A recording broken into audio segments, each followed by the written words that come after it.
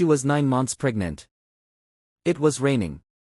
And the man who was supposed to love her most looked at her stomach and said, out loud, in front of strangers, that he couldn't stay with a woman with a belly like hers. Then he walked away. What he didn't know, what he couldn't have imagined in his most careful calculations, was that the woman he had just discarded in that courthouse hallway was the sole heir to a fortune so vast it made his entire career look like pocket change. This is the story of Claire Dawson. And this is the story of what happened when a man confused a woman's silence for weakness, and paid for it with everything he thought he had. There is a particular kind of cruelty that doesn't announce itself. It doesn't arrive with raised fists or a breaking voice. It comes quietly, in measured tones, in the calculated confidence of someone who believes they have already won. It looks like a crisp navy suit. It sounds like instructions delivered without apology. It feels like a piece of paper slid across a courthouse bench while your unborn child presses against your ribs, as if even the baby knows something is wrong. That is how Claire Dawson's marriage ended. Not with a conversation. Not with remorse. With a courier at the front door on a grey Thursday morning, a clipboard extended politely, a cheerful smile that had no idea what it was delivering. She signed for her own abandonment the way you sign for a package you didn't order. And then she stood in her foyer, one hand on her back, one hand holding the envelope, reading words that made the room feel like it was tilting sideways. The letter was short. There was a handwritten note at the top, slanted and familiar, the same handwriting that had once written love notes and grocery lists and birthday cards. Grant Ellis, her husband of 3 years, had filed for divorce 3 days earlier. The note said, "I'm not coming back. Don't make this harder." And before she could even finish reading the first page of the legal documents, her phone buzzed. A text from Grant. "Meet me at Westbridge Courthouse at Dewey." Well, finalize. No greeting. No apology. No acknowledgement of the child she was carrying. Just a time and an address, the way you'd send directions to a business meeting. This was, to Grant Ellis, a transaction. Claire Dawson was a chapter he had decided to close. He didn't yet understand that she was the one holding the pen. Before we go any further into this story, and there is so much more to this story, we want to hear from you. Before we go any further into this story, let us know in the comments where you're watching from. We'd love to hear from you. And if you haven't already, hit that subscribe button so you never miss any of our upcoming videos. Now, let's get back to Claire, because what happened next is exactly the kind of thing that reminds you why silence is never the same thing as having nothing to say. To understand what Grant threw away, you have to understand who Claire Dawson was before she ever became Claire Ellis, before she folded herself into a marriage that would slowly, quietly try to make her smaller. Claire grew up in a modest-looking house in the suburbs outside Dayton, Ohio. 2 bedrooms. A neat yard. A father who drove a sensible car and packed his own lunch and said please and thank you to people in restaurants the way his mother had taught him. Richard Dawson was the kind of man who didn't talk about money because, in his experience, the people who talked about money the most were usually the people who had the least security in it. He had grown up without much. And because he had grown up without much, he had built something quietly, methodically, over 30 years, something so significant that the business press had written about it several times, though Richard Dawson had never once called a journalist back. Richard Dawson was the founder and CEO of Dawson Industrial Manufacturing, a company specializing in precision components for aerospace and defense contractors across the American Midwest. By the time Claire was in high school, his company was valued at more than $40 million. By the time she graduated college, that number had grown considerably. But you would never have known it from the way her father lived, or from the way he raised her. He drove the same truck for 11 years. He kept the same accountant, the same attorney, the same barber. He believed, with the quiet conviction of a man who had seen wealth corrupt people he respected, that money was most dangerous when it was worn on the outside. So he wore it on the inside. And he raised Claire to do the same. She was brilliant, the kind of brilliant that doesn't perform for validation, that doesn't need the room to notice. She graduated with honors from Ohio State with a degree in business operations, turned down 2 high-paying corporate offers because she wanted to understand her father's company from the ground up, and spent 2 years working entry-level positions in supply chain management before anyone at Dawson Industrial even knew she was the boss daughter. She wasn't doing it for appearances. She was doing it because Richard Dawson had taught her that the only credibility worth having is the credibility you build with your own hands. Claire Dawson understood money the way carpenters understand wood, not as an object of desire, but as a material to be shaped carefully, with respect for what it could do if mishandled. And then she met Grant Ellis. And for 3 years, she let herself believe that love was enough reason to set all of that aside. How they met, and what Claire missed. Grant Ellis walked into Claire's life at a conference in Columbus during her second year working at Dawson Industrial. He was everything that looked like ambition from a distance, sharp clauses, easy laughter, the kind of social confidence that fills a room before a man even opens his mouth. He was a regional operations manager at a mid-sized logistics firm. He talked about his goals with the earnestness of someone who genuinely believed he was destined for more, and in those early months, Claire found it magnetic. She had grown up around a man who built quietly and said little about it. Grant said a great deal and built loudly, and there was something in that contrast that she found, at first, refreshing. They dated for 14 months before he proposed.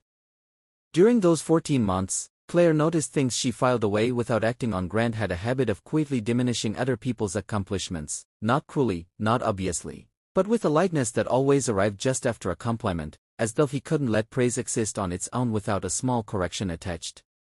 He talked about money constantly, but always in terms of what others had and what he deserved. He was generous in public, picking up tabs, sending gifts, making gestures, and counted them privately, in ways that revealed themselves only later. He told her once, in what he probably thought was a romantic moment, that he liked that she was practical. That she wasn't flashy. That she seemed like a woman who understood that real life wasn't a fairy tale. Claire had smiled and said thank you. What she hadn't said was, my father's company is worth $40 million, and I've been keeping that information from you because I wanted to see who you were before I opened that door. She was still watching. She was still learning. And what she learned, slowly, was that Grant Ellis had never once asked her what her dreams were. He had assumed. And the assumption said more about him than any answer she could have given. She said yes to the proposal anyway. She was 31 years old and she was in love, or something close enough to love that the distinction didn't feel urgent yet. Richard Dawson met Grant exactly once before the wedding, a Sunday afternoon at his house, coffee in the kitchen, conversation that was polite and careful on both sides. Grant was charming. Richard was quiet. After Grant left, her father said only, he talks a lot about what he wants. Claire had nodded. Her father hadn't pushed further. He trusted her judgment, and he trusted that she would learn whatever she needed to learn in her own time. It was the one area of her life where Richard Dawson's patience would cost them both something. The pattern begins. The first year of marriage was the version Grant had been building toward his whole adult life. They moved into a two-bedroom apartment in a neighborhood he had chosen, close to his office, far enough from hers that Claire's commute added 40 minutes to her mornings. A fact she accepted without comment because she was trying to be accommodating. Grant decorated the common space in a style that reflected his taste, minimalist, expensive-looking without being expensive, the kind of carefully curated aesthetic that says I have arrived to anyone who comes to dinner. Claire's preferences were asked about and then not incorporated, so gradually and with such good humor that she almost didn't notice it happening. When she pointed it out, Grant laughed and said she was being sensitive. When she pushed back, he said he was just trying to make them a real home. And somewhere in the space between those two responses, Claire learned that pushing back came with a cost she hadn't budgeted for. Grant began to make comments about her work early in the second year. They were careful comments, soft around the edges, framed as concern, delivered in the tone of a man who believed he was helping. He would ask, with genuine-sounding curiosity, whether her role at Dawson Industrial was really using her full potential. He would wonder aloud if it was odd for a woman her age to still be working for her father's company. He would suggest, helpfully, that perhaps she could consider something more independent, something that was hers, not inherited.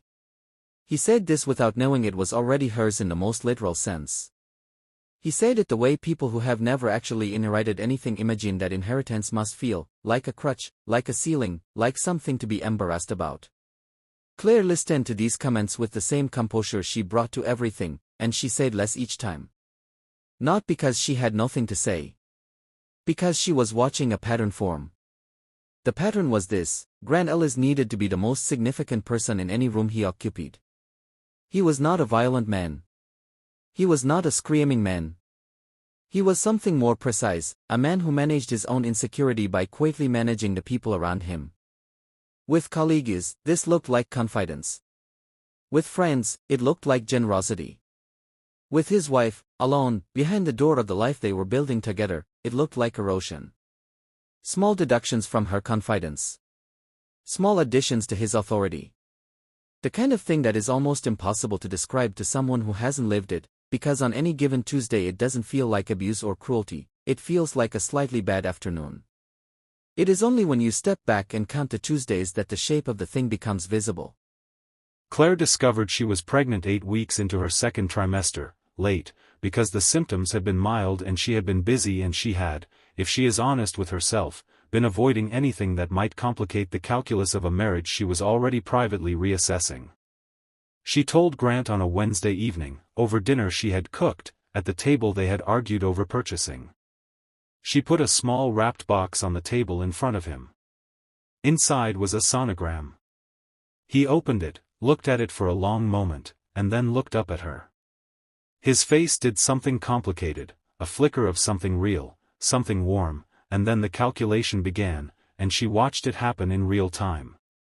He said he was happy, and she believed the first part of that sentence.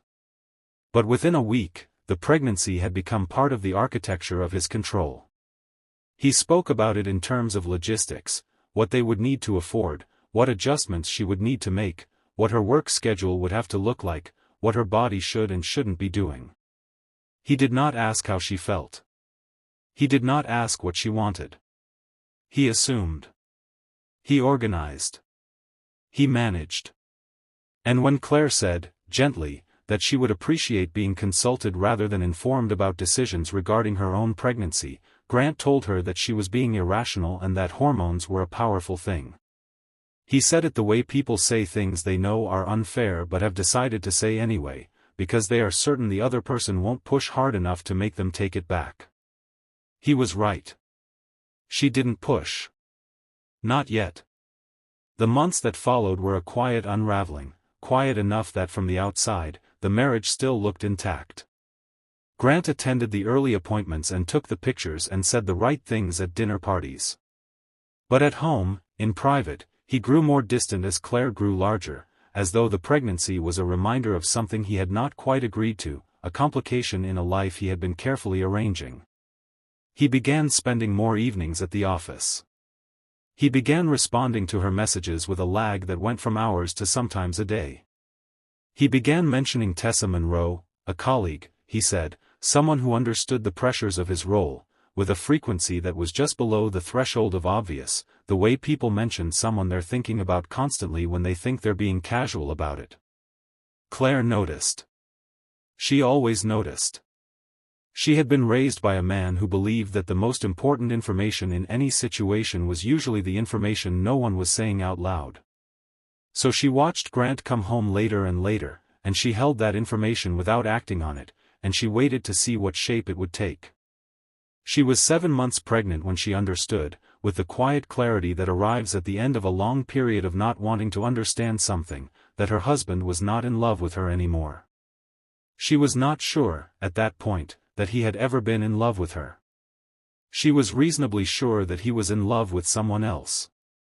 And she was absolutely certain that whatever he decided to do about it, she was going to be fine, because she had always, underneath everything, known who she was. Grant Ellis had never been able to see that. That was his misfortune, not hers. The courier arrived at 9:14 on a Thursday morning in November.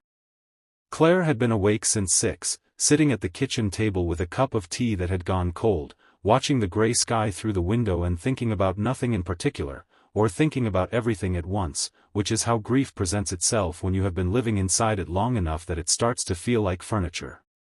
She heard the bell, walked to the door slowly because walking quickly was no longer an option, signed for the envelope, and carried it to the kitchen counter.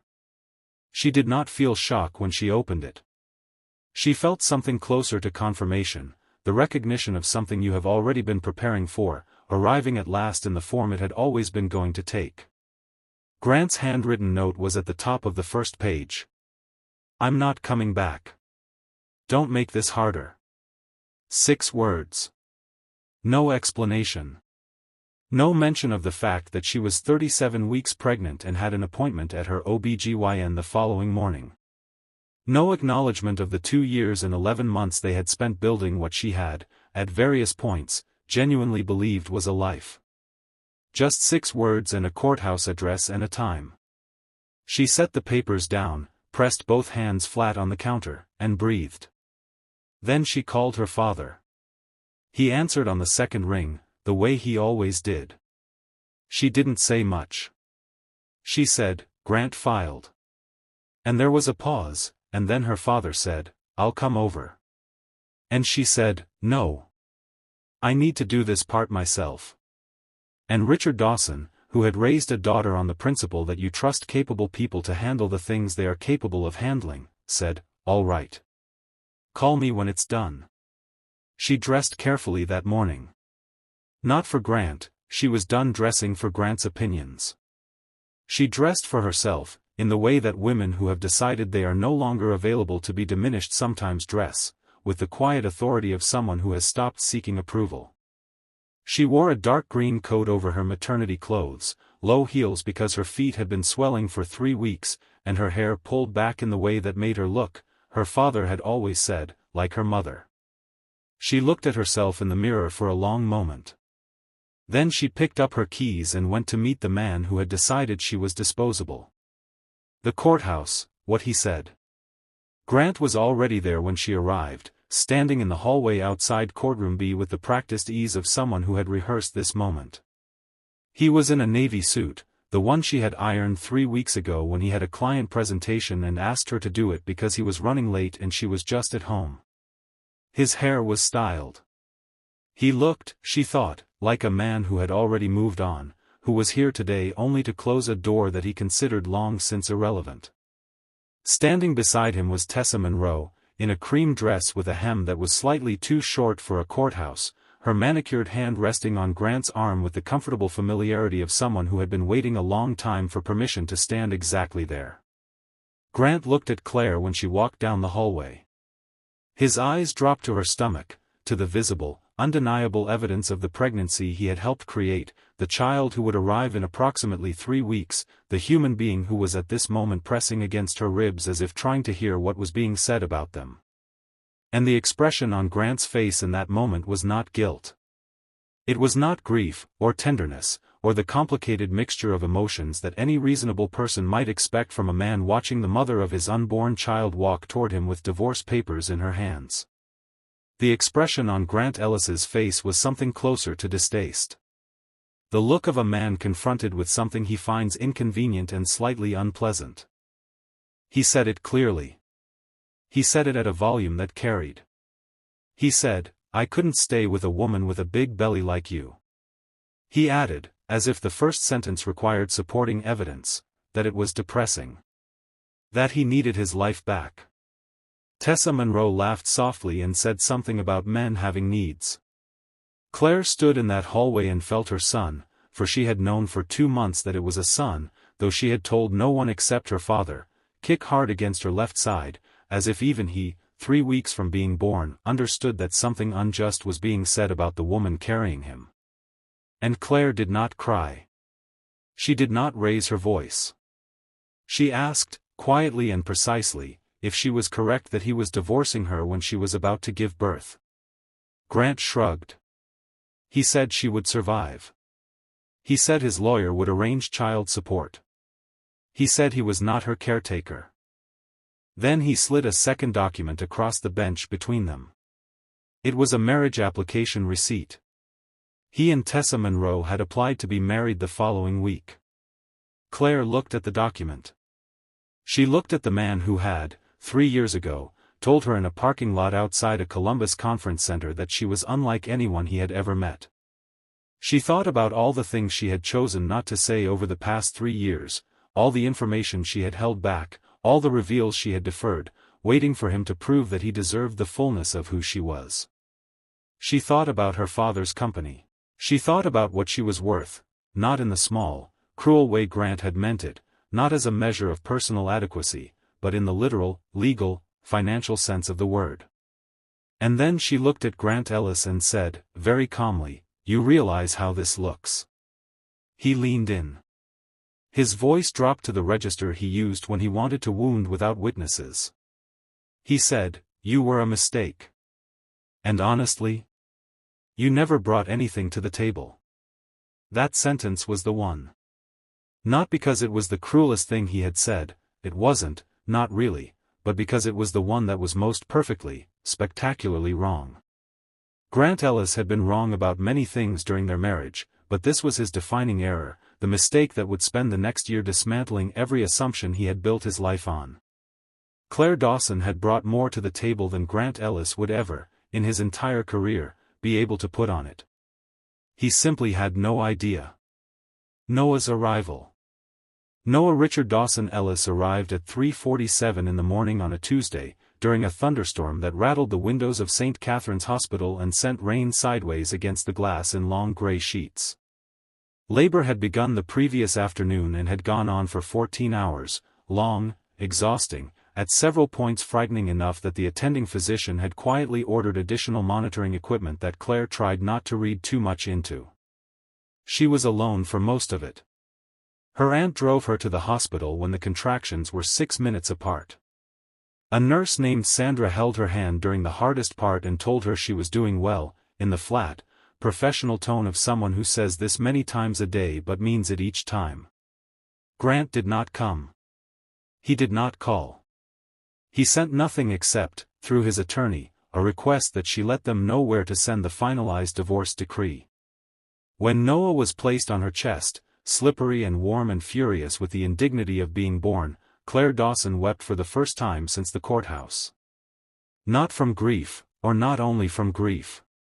From the particular overwhelm of finding something you did not know you needed as badly as you needed it. He was small and dark-haired and had her father's forehead and, she thought, possibly her mother's chin, and he weighed exactly 7 pounds 4 ounces, and he was entirely perfect.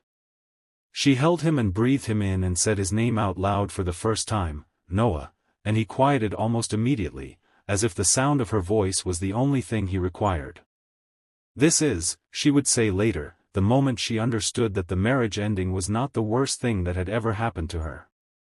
It was the beginning of the best thing.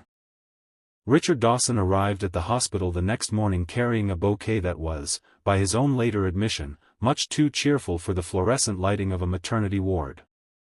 He held his grandson for 20 minutes without saying anything at all, just standing at the window with Noah against his chest, looking out at the rain. Then he set the baby gently in the bassinet and sat down beside Claire's bed.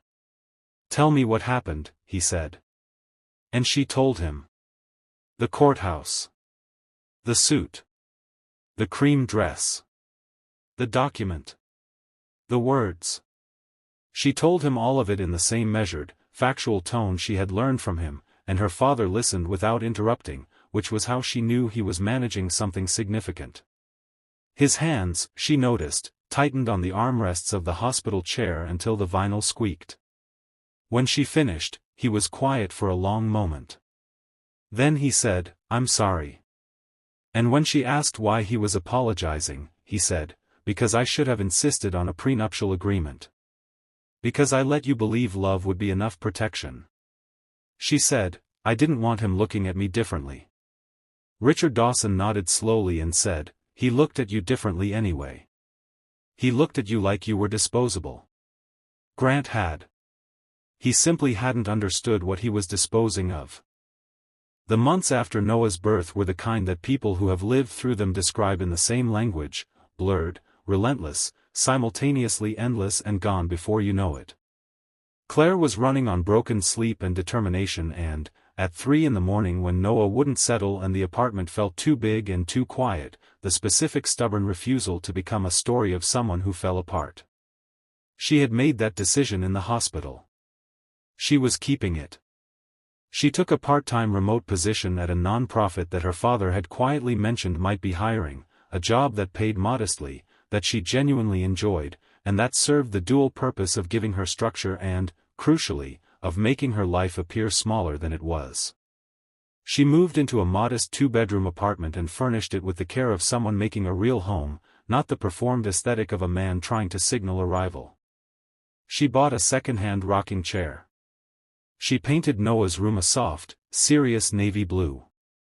She put plants on the windowsill and learned, surprisingly, that she had a talent for keeping them alive.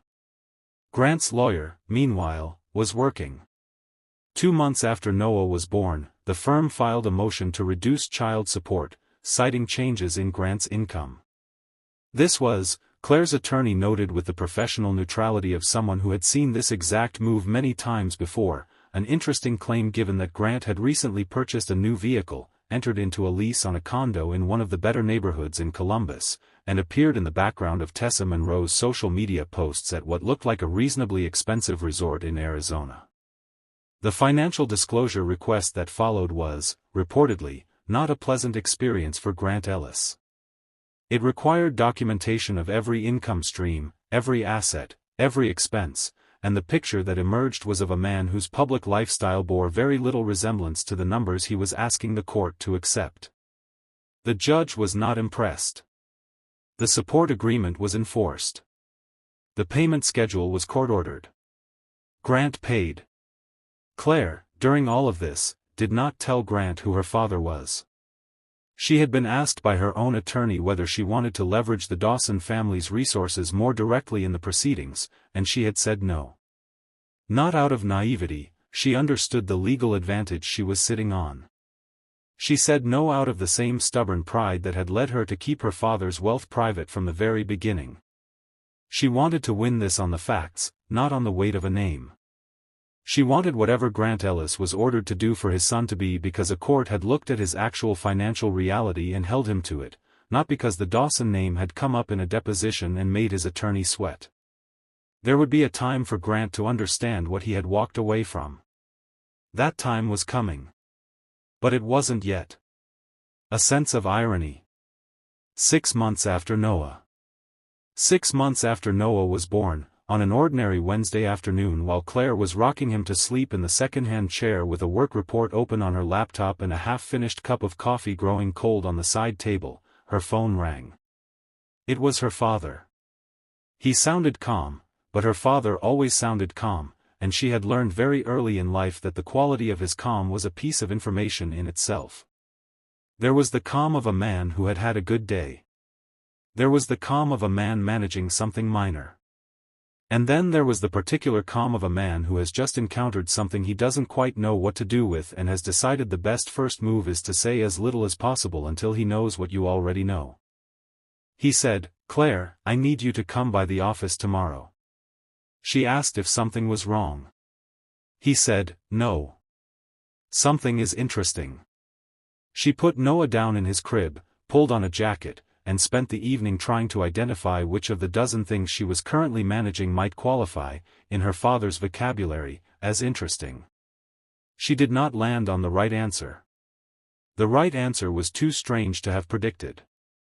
The next morning she drove to Dawson Industrial Headquarters, a building she had spent years in, that she knew the way you know the house you grew up in, from the particular squeak of the third-floor elevator to the way the afternoon light hit the glass atrium at 2 p.m., and took the elevator to the executive floor, where her father was waiting in his office with the HR director and a thick folder on his desk. He looked at her in the way he sometimes looked at accounting errors, not with alarm, but with the focused attention of someone who has found something that doesn't add up and wants to understand why.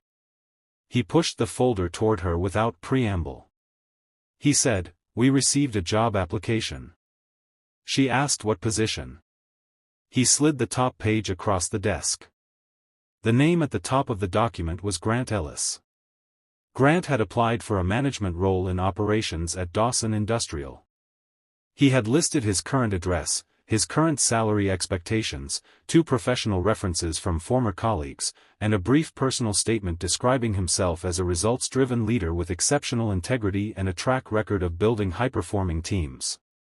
He had also, in the emergency contact field at the bottom of the form, listed Claire's old address, the apartment they had shared before the divorce, the address he had presumably not gotten around to updating because it was the most recent one he had for her. He did not know she worked here. He did not know this was her father's company. He had submitted this application into what he believed was a neutral process, a respectable manufacturing firm in the Midwest, a step up from his current role, the kind of corporate move that would have looked good on a resume and gotten him away from whatever complications his professional life had acquired since the divorce. He had no idea that the folder containing his CV, his references, and his personal statement about exceptional integrity had landed on a desk 40 feet from his ex-wife and the man whose grandson, he had never once visited. The decision. Richard Dawson looked at his daughter across the desk and asked one question: "Would you like to handle this, or should I?" And Claire Dawson, who had spent 6 months proving to herself, and to no one else, that she could build a life using only what she had earned, said, "Let me." Her father nodded once. He had expected this. He told the HR director to schedule Grant for a final round interview 2 days later and to say nothing about who would be on the panel. This was standard practice at Dawson Industrial. Candidates who made it to final round were interviewed by senior leadership, and the composition of that panel was not shared in advance. Grant would arrive expecting a standard executive interview. He would walk in confident, polished, armed with the particular assurance of a man who had never had cause to believe that his choices could find him in a room he thought he controlled. Claire spent the evening before the interview putting Noah to bed, ironing a navy dress she hadn't worn since before the pregnancy, and standing at the bathroom mirror practicing the deliberate, careful act of not trembling. Not because she was afraid of Grant, she had not been afraid of Grant for a long time. But because she knew herself well enough to know that the body has its own relationship with the people who have heard it, that muscles hold memory the way the mind sometimes refuses to, that her hands might shake regardless of what her mind had decided. She was not going to let her hands shake. She was going to walk into that conference room and she was going to do her job. She was not interested in theater. She was interested in the truth, and in making sure that Grant Ellis finally encountered it. Grant Ellis arrived at Dawson Industrial Headquarters at 9:55 on a Friday morning, 5 minutes early, she was interested in the truth, and in making sure that Grant Ellis finally encountered it. Grant Ellis arrived at Dawson Industrial Headquarters at 9:55 on a Friday morning, 5 minutes early, which was consistent with what Claire knew of his habits. He would have dressed carefully. He would have reviewed his talking points on the drive over and possibly rehearsed answers to likely questions in the elevator. He would have been in the mode that came naturally to him in professional settings, measured, assured, projecting the specific confidence of a man who believes the room will respond to him the way rooms usually have. The receptionist would have signed him in and offered him water, which he probably accepted because he was always very good at making himself comfortable in new spaces. He would have taken a seat in the lobby and looked around at the clean lines of the building and felt, probably, that this was a place he could see himself. The conference room on the 4th floor had a long glass table, a view of the downtown skyline that was partially obscured by a low November cloud, and a pitcher of water with 3 glasses arranged with the geometric precision that administrative assistants apply to conference rooms because it signals that the people about to enter take their time seriously. Richard Dawson sat at the head of the table. The HR director, a precise, efficient woman named Carolyn who had worked for Dawson Industrial for 9 years and who was not given to emotional display of any kind, sat to his right. Claire sat to Carolyn's right, her folder in front of her, her hands flat on the table, her face carrying the expression she had decided on that morning, not triumphant, not cold. Simply present. Fully, completely, unavoidably present. Grant walked in and saw her and stopped. It was a fraction of a second, a pause so brief that Carolyn, who was looking down at her notes, probably missed it entirely. But Claire saw it. She watched his face go through the sequence: recognition, confusion, rapid recalculation. She watched him decide, in the space of that half-second, to recover the smile and press forward, because Grant Ellis was, above almost everything else, a man who believed that social performance could solve most problems if executed well enough.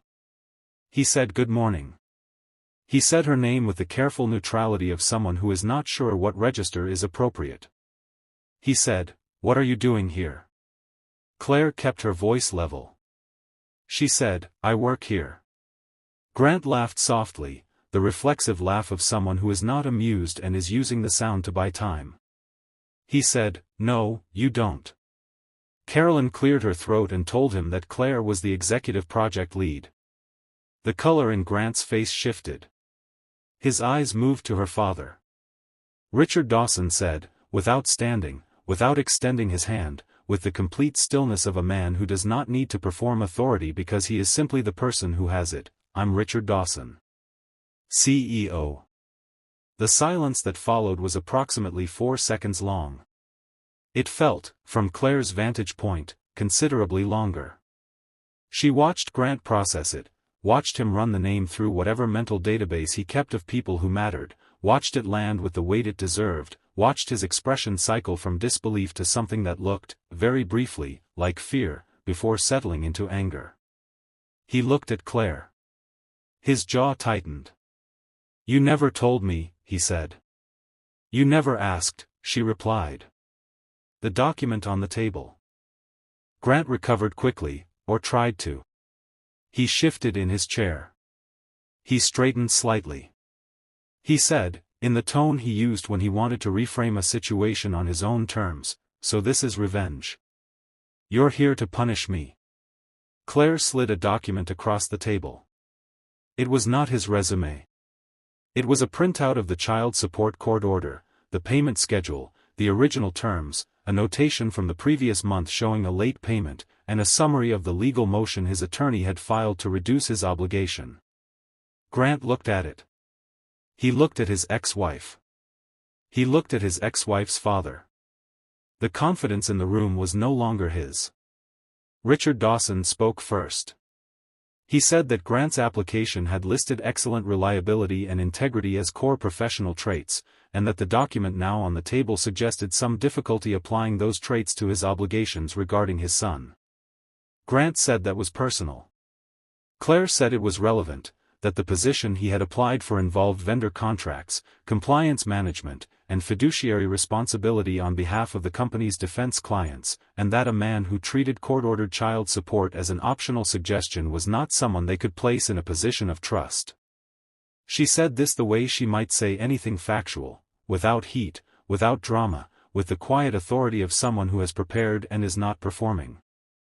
Grant leaned forward.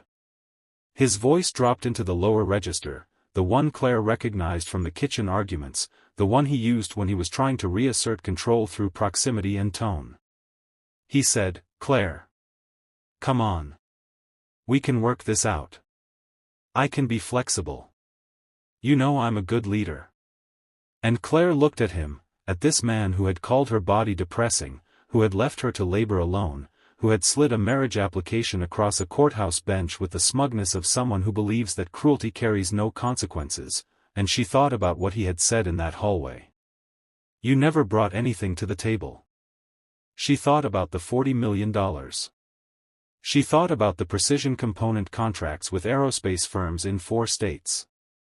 She thought about the trust her mother had left, and the additional stake she had been quietly given as her father's operational successor. And she said, "No. You're not. You're not a good leader. Not in the way this company requires. Not in the ways that matter." Carolyn clicked her pen and told Grant, with professional finality, that based on discrepancies between the application's stated values and the documented record, Dawson Industrial would not be moving forward with his candidacy. Grant stood. He said Claire thought she'd won. Claire said, "This isn't a game. It's my son's life."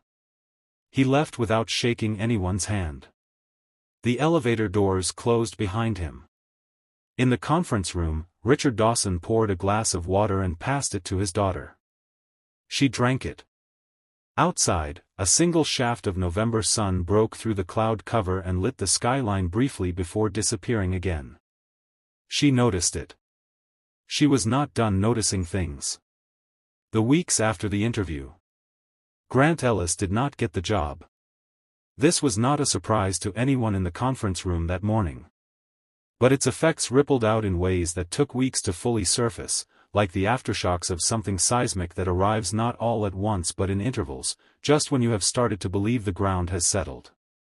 A week after the interview, Claire's attorney received notice from Grant's legal representation that Tessa Monroe, now Tessa Ellis, had contacted them about restructuring the child support arrangement. The phrasing used in the letter suggested that she had been under the impression, going into the marriage, that Grant's obligations to his son were more negotiable than they turned out to be. They were not negotiable. They were court-ordered. The court did not care about Tessa Monroe's impressions. The motion was filed, reviewed, and declined. The payment schedule remained exactly as it was. Over the following months, Grant's professional life underwent the quiet kind of contraction that happens when a network becomes aware, without announcement, without scandal, that one of its members is not who he presented himself to be. He wasn't blacklisted. Nothing that dramatic or clear-cut. It was subtler than that, a contract that wasn't renewed, a referral that didn't materialize, a phone call that went unreturned. The professional world in Columbus was not so large that a pattern of behavior could remain invisible indefinitely, and Grant's behavior, his financial maneuvering around child support, the circumstances of the divorce, the manner in which he had conducted himself in the Dawson industrial interview, had the quality of information that travels quietly but thoroughly. He moved to a smaller position at a firm he would have previously considered beneath him. He moved out of the condo. He drove, for the first time in 4 years, a car that did not signal arrival.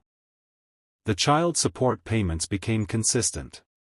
Not dramatically, there was no moment of reckoning, no scene of confrontation, no cathartic exchange across a courtroom. They became consistent the way things become consistent when a person finally understands that the enforcement mechanism is patient and thorough and entirely uninterested in their inconvenience. Noah's needs were met. His education account was funded. His medical costs were covered. Claire watched this happen the way she watched most things, carefully, without comment, noting what it meant without requiring it to be said out loud. Claire Dawson was appointed Chief Operating Officer of Dawson Industrial 2 years after Noah was born.